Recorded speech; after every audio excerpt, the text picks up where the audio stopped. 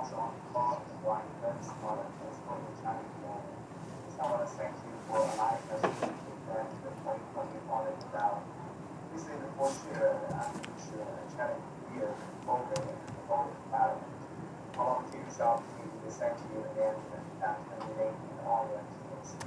Work with us closely and remotely to run up the audit. And we have completed the 2020 audit. For this week, we have prepared Mark, you can't open the link. We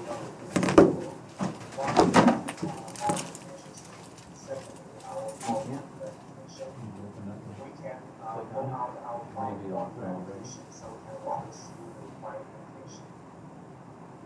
Duncan, how we can share the screen? We're trying to open it right now, Alex. Give me just a second. Thank you.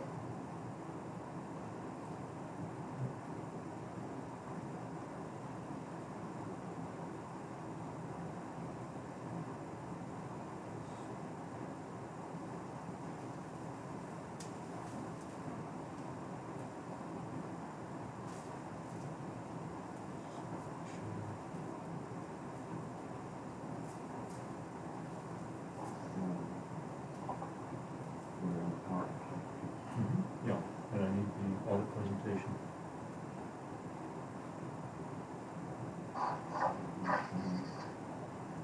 And I'm highlighting it. That's the agenda. I've been working on the share screen for our PowerPoint presentation. I will move on to today's meeting agenda, and I will share with you the audit overview, the area of audit focus based on this case audit approach. And walk you through the actual highlights based on the audit involved, and the possible issue, and the most important part of the presentation with those chargeable numbers which were ever on the market. Any other consideration as the audit we want to draw to your attention.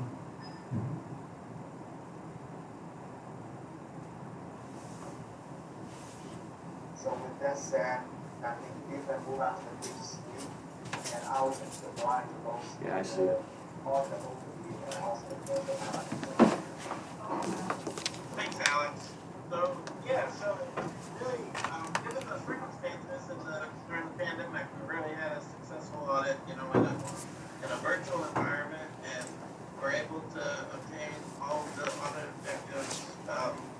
So really want to thank management for being very, attentive to all the requests and working with us with the, secure portals and all the electronic transfers and, everything else. But, as you guys are aware, audit objective is to obtain that independent audit assurance, the reasonable assurance that financial statements you see in front of you are, in all material respect and conformity with generally accepted accounting principles. So we're, happy to report that the opinion that we issue, is a unmodified opinion. That's the highest level of assurance that you can receive. Just as a brief reminder, in the years past, it was a qualified opinion for just the accounting treatment of the property held for, I don't hear anything in the headphones. Transferred in the current year to capitalize all things. So in the current year, activity and balance sheet or statement of net position is an unqualified opinion to get the highest level of assurance that you can get. The next page. So again, in the risk-based audit approach, so we spent some time with management, both at the authority level with, Duncan, and then the CFO for hire representation with Lynn and Amy, and, get an update of any transactions that are happening or large events or new accounting principles. But we also work directly with ASM Global, testing the activity of the events to the extent you had them this year, of course. And so we allocate those audit efforts to, again, test the entire body of your financial statements and all activity.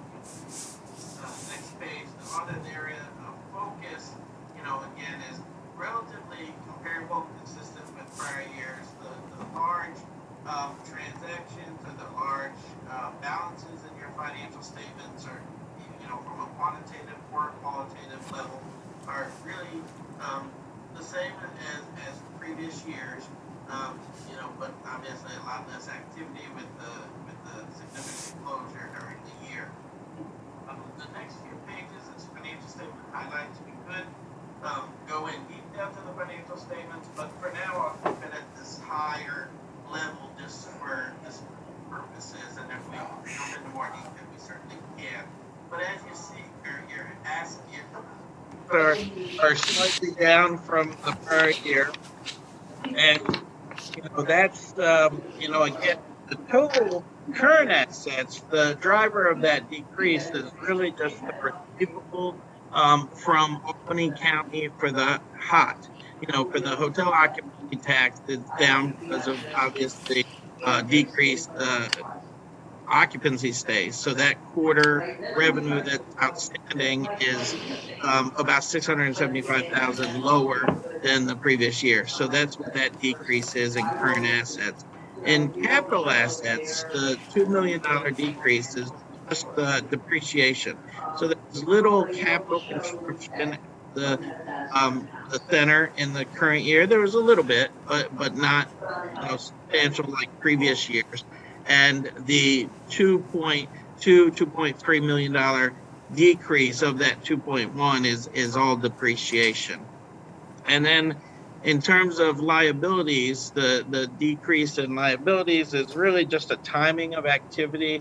Accounts payable and accrued expenses not having activity or being That's shut Brian down. speaking? You had a I see his audio, but I don't hear there. him. And then Brian, did you I'd like to mention? also mention the pension liability. It's a small item here, but a lot of the attendees on the call today are work with other municipalities or serve on other boards that participate in the New York State retirement system. And when you see that pension liability on the statement of net position, whether you're a calendar year end or a June year end, the thing to remember is that the New York State retirement system is on a March 31st year end. And the timing of investments, because it's a funded retirement plan, they're,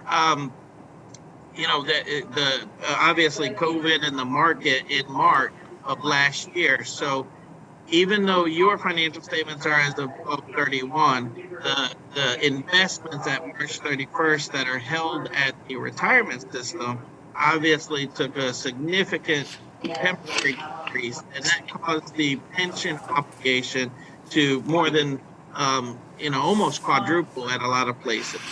Here it doubled from $20,000 to $40,000, and part of the reason was that is the salaries that are reported to the retirement system. You're now at one employee, where a couple years ago, as of March, you still had two employees a couple years ago. So that's what that change is. And on the next page there, on the statement of operations, obviously the 2.7 million operating revenue down to 615,000 due to the pandemic closure and less events, and then the operating expenses are down by a similar amount, which is the primary driver of that is the same event activity didn't have the same operating expenses with ASM Global. And then the hotel motel occupancy tax is down from 4 million to just under 2 million. But you do have some other one-time transactions in the prior year that didn't repeat. The other revenue that you see in front of you, the 686,000 last year, that was, just as a reminder, that was reimbursement for demolition costs that you had. And then the loss on transfer is just the $8 million of property that you held on the original site that was transferred to Capitalize Albany at the end of last year. And when that got transferred, you no longer had all of the rental activity that was managed by Laz, which due to some operating leases and some other carrying costs, that other income of $171,000 loss last year, you don't have any longer as well, which was the rental activity. So with all of that said, even with the closure during the pandemic and the decrease in activity, your cash flow is actually positive. You still were able to increase your cash position by almost 300,000, dollars. So you managed your funds and your operating expenses accordingly with the decrease in activity. So moving on, the next couple pages were the financial highlights that I just went through, verbally. Next page, I don't really think I missed anything there. Moving on. Yeah, so the fringe benefits we'll talk about in a minute, but the last year you had significant salary and benefits expense, and that was because last year you adopted the post-retirement benefit plan for health insurance for the employees that are eligible, and we'll talk more about that shortly. And then, everything else I had pretty much went by, so I'll turn it back to Alex just to go through the required communications. I want to take a pause in here, see if the committee have any questions so far. The one thing I will add, if if want to stick to this presentation, so we're not jumping back and forth, but in the financial statements, footnote 10, which is the facility operator agreement footnote, it really details at a much more detailed level of the activity of the Albany, the Capital Center. And so you can see, by revenue type, rental revenue, service revenue, the food, et cetera, all of your event activity, and then the expenses the same. You can see a year-over-year change in a much greater detail, and that's on page 21 of the financial statement. And just as a reminder, effective January of 2021, you did extend the relationship and the agreement with ASM Global, and the terms of the agreement have been modified slightly, and that's disclosed in your financial statements as well. Alex, back to you. Thank you, Brian. So starting with page 11 is the required communication based on the auditing standard with those charged with the governance. Our required communication are consistent with prior years. I will only focus on the 2020 updates. So if we could move on to the page 13. One of the audit focus is the make sure the all accounting policy has been properly disclosed in your financial statement. And Brian mentioned in the footnote of 2 of the financial statement, including all the significant accounting policies. And based on our audit, we believe all the policies are properly and transparent and clear to the readers. Move on to the page 14. One of the areas involved in the financial statement is the estimates made by the management. A couple areas involve a significant judgment and estimates, including capital assets, depreciable life, due from the County of Albany, and also the OPEB obligation. I don't want to spend a minute talking about the OPEB obligation. OPEB obligation is a very complicated calculation, involved actuary based on the significant assumptions made by management, including the discount rate, which currently is 2%, dropped from the 2.75% last year, which of course will be, increase the obligation for this year. And the healthcare cost channel rate 7.5%, and with channel rate to the drop to the 4.8% by 2042. Mortality table, cost of premium, any change to the assumption could result in a significant change in OPEB obligations. There is ongoing communication between the management and NISHIP. There's a potential reduction on cost of premiums when the participant retires and takes Medicare as the primary insurance.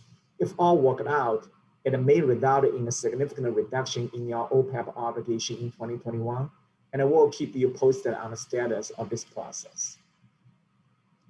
Move on to the page 15. Thank you.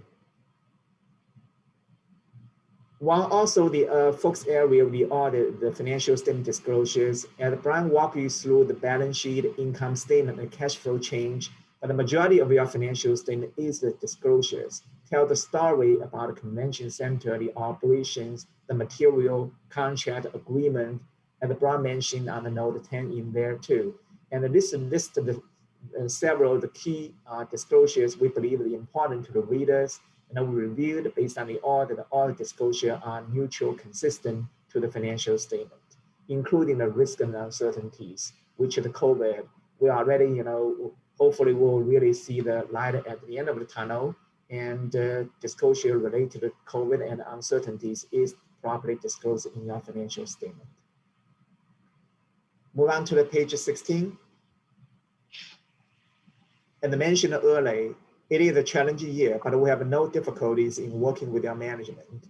Management is expected to file on time with March 31st. As many of you may already know, the ABO is aware the many public authorities with the reporting due date are struggling to meet the due date.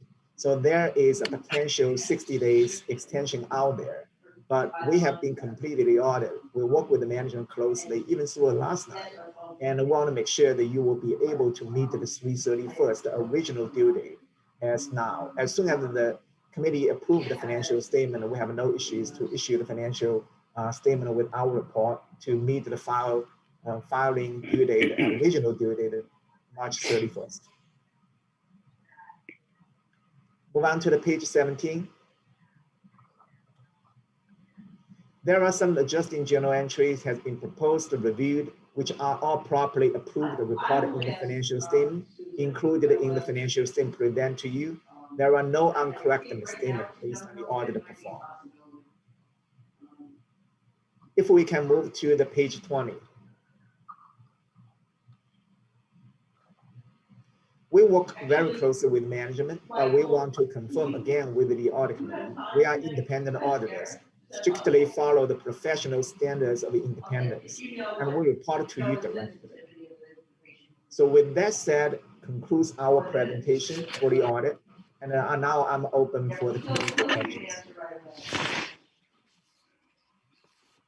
Does anyone have any questions? Looks like no, so thank you, Alex. Thank you, Brian. Or yes, Michelle? Whoever is in an office area or has background people talking, could you mute yourself when you're not speaking, please? Thank you. Steve, I cannot see everyone that's on. I was wondering if I could impose on you before you make any recommendations. Could you please have a roll call so I know who is on the call? Sure. Can we have a roll call? I'm here, Steve.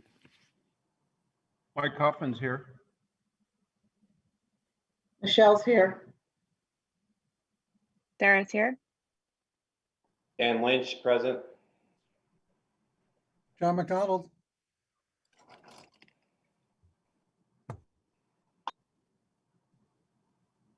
Thank you very much. I think that's it. Yeah. Great, thank you. Okay. So we'll move on to the annual report, Correct. and we'll hear that from, I think, Lynn and Rob, correct? Hi, everybody. I'll start and Bob can pick it up, but as a reminder, or for those that are a little newer,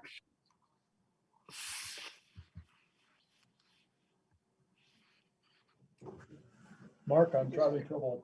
and basically there are specific components that are required I need to open. for that Yes. report, and it looks Okay. like Duncan is going to work to get that up on the screen, but it was in the materials. And basically it takes the requirements and updates them for each year. It has to note things such as if there's any debt, which we have no outstanding debt, significant items that obviously impacted the overall operations. So the 2020 report did acknowledge the significant negative impact of COVID. But basically it's a relatively standard report. There's nothing, in my opinion, that's indicative of any change in processes. Even with the pandemic, all approvals were still in place, and and there was nothing significantly unusual with activity other than the impact of the pandemic, which hit both the operational side for the Capitol Center and the hotel occupancy tax. Bob, did you have anything else to add?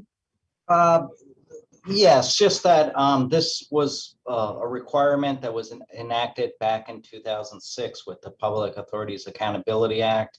And as Lynn mentioned, it's an annual filing that must occur 90 days after the end of the fiscal year. And much of the report incorporates the financials.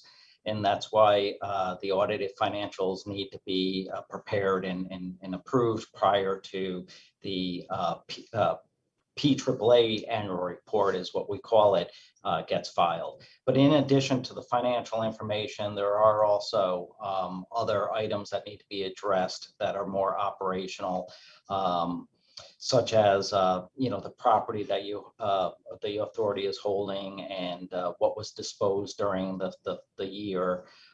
So the statute has maybe 18 specific items that need to be addressed, and this report that's prepared every year addresses those specific 18 items. Okay. Any other questions at all for Rob or for Lynn? I have to apologize. We're having trouble opening the links. We have lost our share screen ability right now, and we're trying to correct it. ACCA is working out, so I apologize for that. Sorry to interrupt, Steve. Oh, no problem. No problem. So at this point, we'll look for recommendations. I believe, Rob, we can take one motion to recommend both. That is correct. Okay.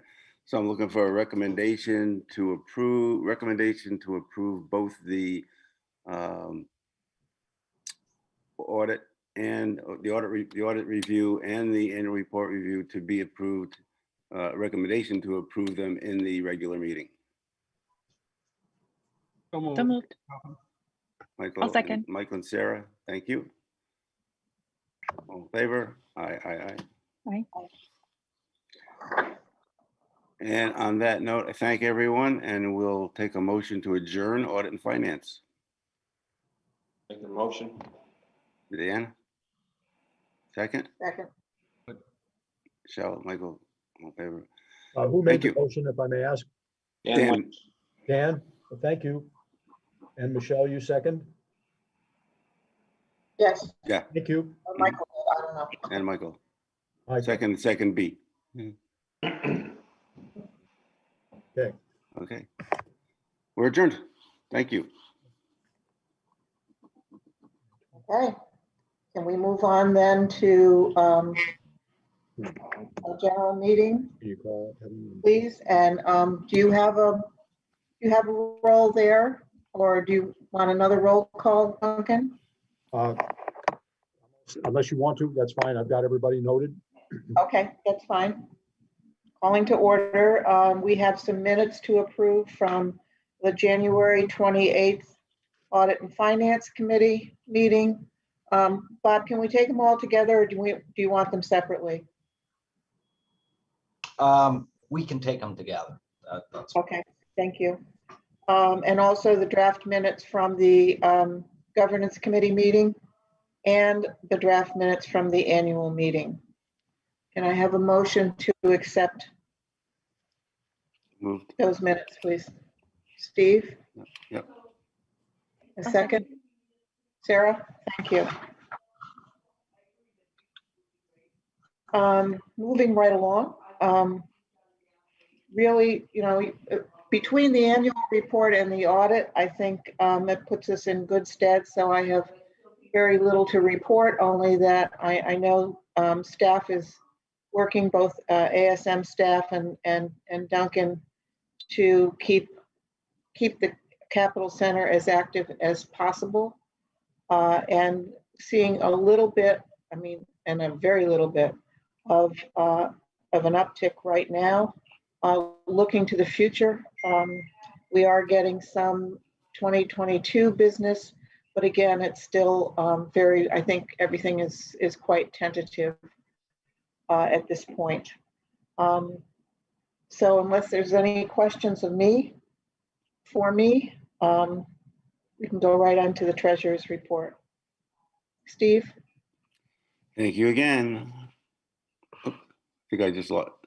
Okay. I don't see the financials on the screen, but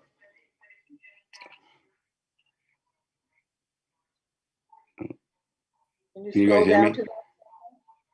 Yeah. Can you scroll down to the? You want me to just yeah, talk about the highlights or? yeah, and make mention to the changes in the in our accounts from Key and Capital. No, I was muted. Okay, thanks.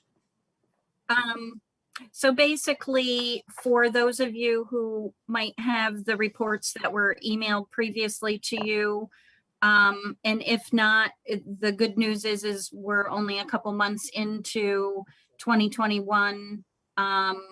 So they're relatively basic, although it looks like they might be coming up. Yep, Oh, I'm there we sorry. go. There we go, Lynn. Thank you. Thank you. So basically, the statement of net position that you see, very little to note, as has been mentioned a couple times and was underscored with the 2020 audit presentation. We do remain in a solid cash position. We've been very conservative with, our approach to cash flow. We've talked about this now for several meetings in a row. We're consistently continue to be doing cash planning and forecasting to ensure that all needs are met, and we're happy to report that that continues to be the case through the end of February and now into March and anticipated into the future. As the chair noted, hopefully we're starting to see a bit of an uptick in both activity at the Capitol Center, and hopefully we'll start to see that little rebound in the hotel occupancy tax. Line 1150, the due from Albany County line of the 330,000 at February 28th. I just want to point out remains a complete estimate for the quarter of December through February. So we do not have actual numbers as of yet, but we expect that they should be tracking. If you recall, we did budget based on a considerably lower than what I would call typical amount for the hotel occupancy tax. We continue to watch that very closely, but again, as I believe someone had said earlier, there does appear to be a bit of a light at the end of the tunnel that hopefully will be coming out. But with caution, we've all talked about the occupancy tax taking some amount of time, even multiple years to truly fully recover. So we're tracking that. Down in the liability section, not overly significant numbers, but because the last couple times you've seen the accounts payable in line 2000, it's been quite small. I just wanted to point out that this $46,000 figure is not anything building. It just happens to be timing with a couple larger expenses. Specifically, we have a larger audit bill in there, and as we have auditors on the call and presenting the audit today, we know why. And the insurance, we have about a $29,000 insurance bill that came in right at the end of February. So even though it's a little bit higher than typical, it's really almost fully represented by two bills that just were timed such that they were open at the end of February. Any questions on the net position? If not, we can move on to the revenue, expenses, and changes in net position. So I guess it's I would call it a good news type of situation with respect to our budgeting process for 2021. Again, we're very early in the process, but we're if you look at the middle of the page, we're pretty much where we expected to be with respect to the budget. February in particular was almost spot on. The downside of it is obviously that our 2021 budget as a whole was not what we ultimately want it to be. But why I feel it's a positive is because I do think that sticking close as and seeing things kind of come to fruition to where we expect them to be in 2021 means that we really are monitoring the situation and being very conservative. As you all know me for over time, and accountants in general, I'm sure Brian and Alex will nod their heads too. We always want to take that conservative approach. I would much rather say that, you know, we're on par to expected losses than have to come to a board meeting and indicate that we were overly ambitious or something of that nature. So we continue to be conservative. As I mentioned with our cash situation, it's certainly something that we're monitoring very closely. Again, line 4100, which is the occupancy tax line, remains as a estimate. And the only other highlight is line 7400, where I just want to remind people that we did put the deposit down, the 50% on the website that we all discussed, I believe at the prior meeting.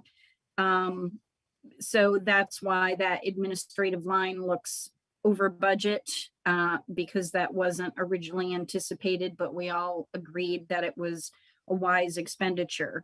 So the very bottom there, you know, the net ordinary income loss line, if you look at the January, February versus the year-to-date budget, we're at just about 100%. So again, we're on target.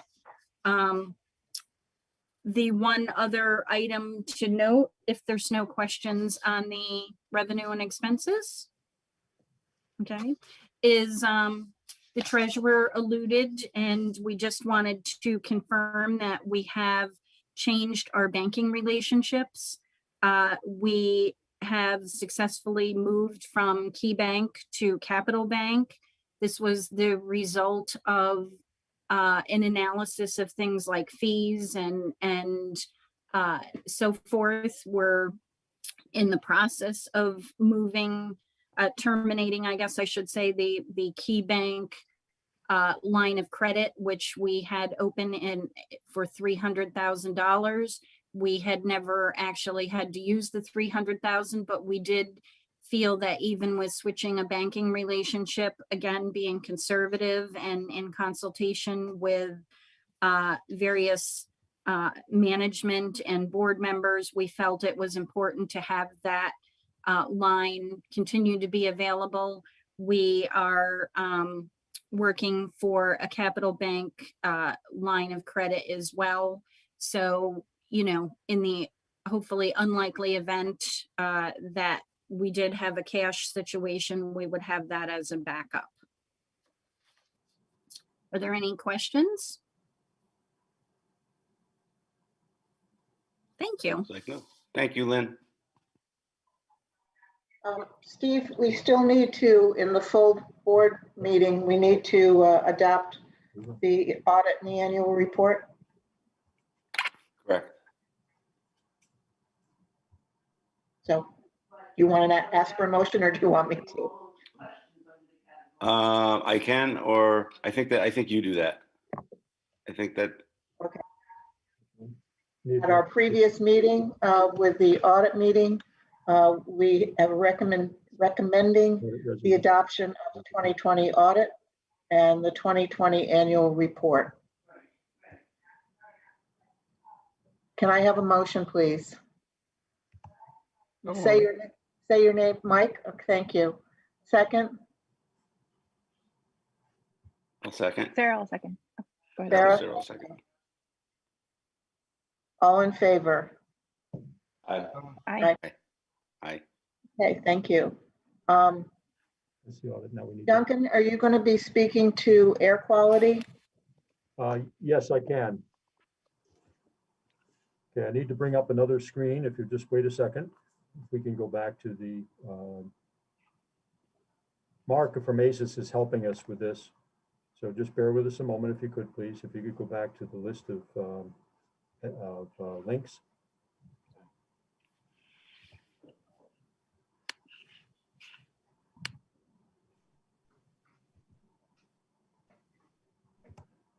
PowerPoint right there. That's great. Now, if you can bring up the board memo, please. Yes, sir.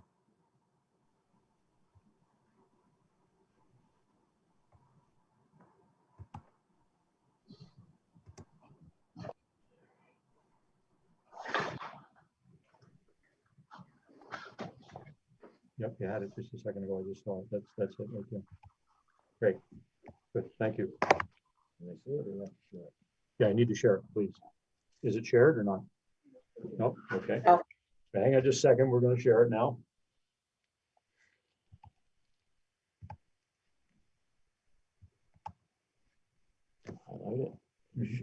Got it.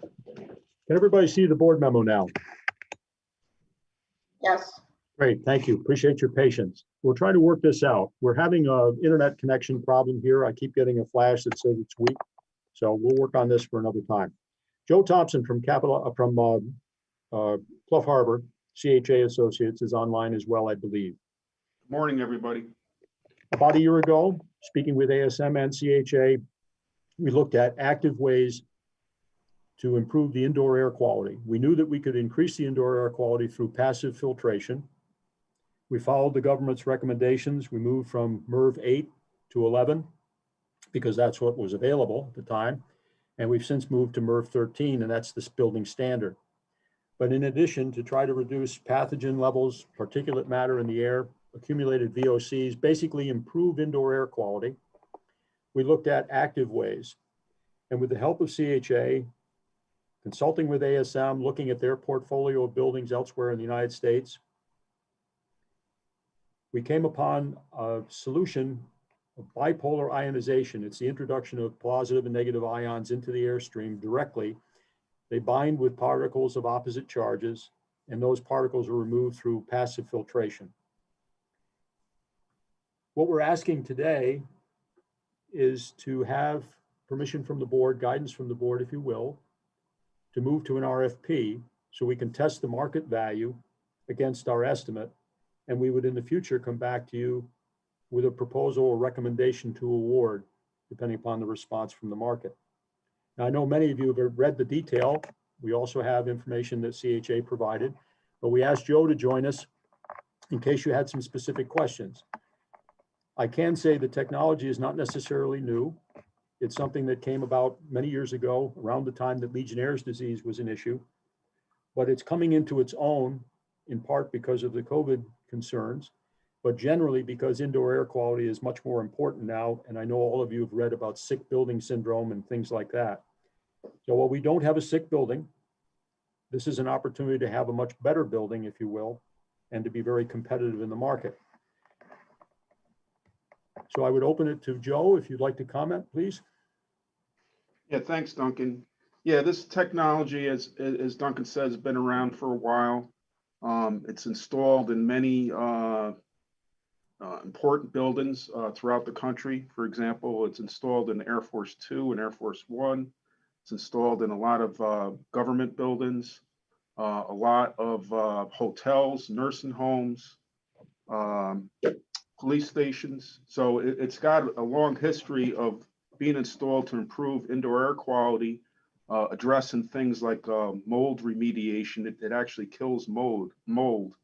So we were involved in 2 installations of this locally. One is Union College, and another one is a nursing home in Rensselaer County where it was installed.